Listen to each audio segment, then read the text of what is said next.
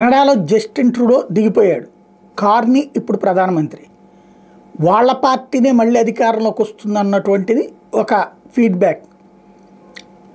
ఏదైతే ఇప్పుడు anti America లేదా అమెరికా విధించిన ఆంక్షలతో కెనడా సంక్షోభంలో పడుతున్నటువంటి వేళ కార్నీ కీలకమైన వ్యాఖ్యలు చేయడం, అటు అమెరికాతోనూ ర్యాపో మెయింటైన్ చేస్తూనే కెనడాని అభివృద్ధి వైపుకి తీసుకెళ్తామంటాం, యూరోపియన్ యూనియన్లో బలమైనటువంటి శక్తి కింద తయారవుతామంటాం.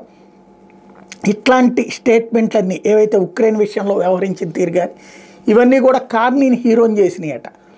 వాళ్ళ దేశానికి సంబంధించినటువంటి ఇంటర్నల్ సోర్సెస్ ప్రకారం అతనికి మద్దతు పెరిగింది అని తేలిందట.